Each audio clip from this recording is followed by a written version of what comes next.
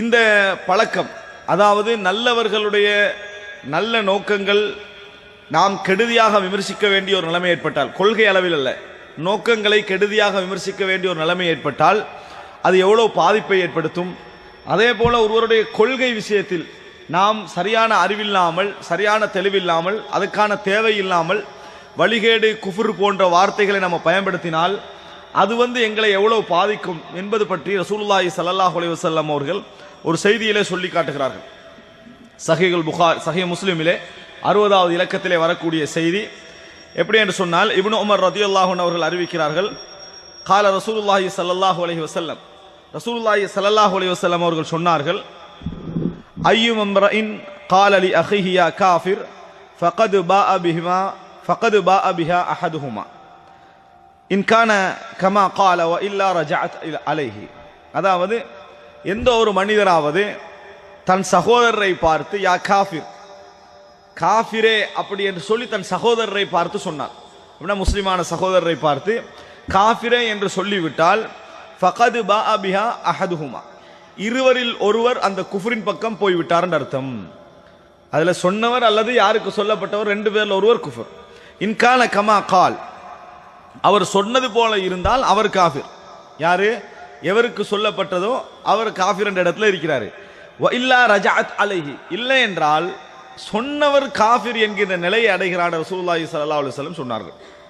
அப்படி என்றால் ஒருவர் என்னென்ன வகையிலெல்லாம் காஃபிர் ஆகுவார், குஃபருடைய நிலைமை அடைவார் என்பதில் ஒருவரை குஃபரின் மூலம் விமர்சிப்பதும் அடங்கும்.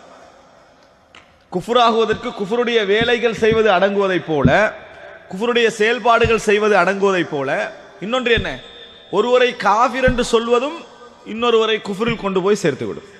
அப்படின்னு நம்ம அதை எவ்வளவு கவனமா இருக்கணும். ஒருவரை காஃபிர் என்று சொல்வது நம்ம கொள்கை அளவில் சரியாக இருந்து, மார்க்க அளவில் சரியாக இருந்து, எல்லா பேணுதலோடு இருந்தாலும் இன்னொருவரை காஃபிர் என்று சொல்வது அவரை குஃபரில் கொண்டு போய் சேர்ப்பதற்கான வாய்ப்பு இருக்கிறது என்று ரசூலுல்லாஹி ஸல்லல்லாஹு அலைஹி வஸல்லம் அவர்கள் சொல்வதை பார்க்கிறோம்.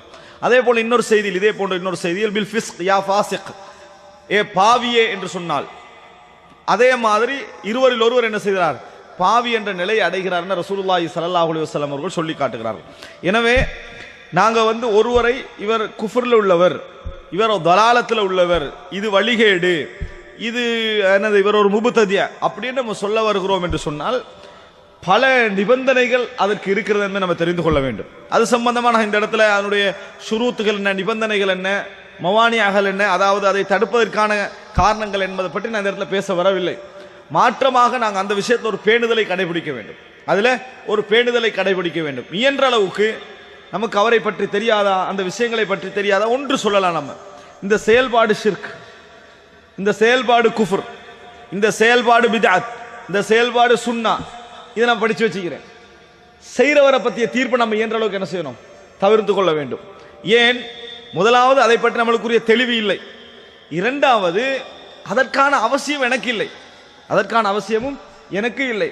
ஒரு அவசியம் எப்பொழுது ஏற்படும், ஒருவர் மார்க்கத்துக்கு முரணான செயல்களை மார்க்கம் என்று சொல்லி சமுதாயத்திலே பிரச்சாரம் செய்து கொண்டிருக்கிறார், அவரை நம்ம விளங்கப்படுத்த வேண்டிய கட்டம் இருக்கிறது. நான் அதை குஃப்ரு ஷிர்க் பித்அத்னு விளங்கப்படுத்திட்டேன், தேவையொன்றில்லை. நான் அதை என்னன்னு விளங்கப்படுத்தி முடித்து விட்டேன். என்றைக்கு அவரை பற்றி நான் பேச வேண்டி ஏற்படும் என்றால் யாருமே பேசவில்லை, சமுதாயத்திலே பொறுப்பில் உள்ளவர்களும் அதை பற்றி என்ன செய்யவில்லை, பேசவில்லை, இஸ்லாமிய அறிஞர்களும் அதை பற்றி பேசவில்லை, நாம் பேசித்தான் ஆக வேண்டும் என்ற ஒரு கட்டம் இருந்தால் அப்ப நம்ம நிர்பந்திக்கப்படுகிறோம் என்றாவது சொல்லலாம். அந்த எதுவும் இல்லாமல் நம்ம சிம்பிளாக என்ன எடுத்துறோம் தெரியுமா, இந்த குஃப்ர் ஷிர்க் பித்அத் என்ற வார்த்தைகளை எல்லாரும், இதுல யாரும் விதிவிலக்கல்ல, இதுல எல்லோரும் என்று சொல்வது நான் சொல்ல வரல, ஒரு அமைப்பினர் என்று, எல்லா அமைப்பினரும் இந்த விஷயத்தில் என்ன செஞ்சிடறாங்க, கொஞ்சம் அவசரப்படக்கூடிய ஒரு தன்மை நாம் என்ன செய்கிறோம் பார்க்கிறோம். எனவே அன்புள்ள சகோதரர்களே, சகோதரிகளே, இந்த விஷயத்தில் நம்ம ஒரு பேணுதலை கையாள வேண்டும். இது ஒன்று.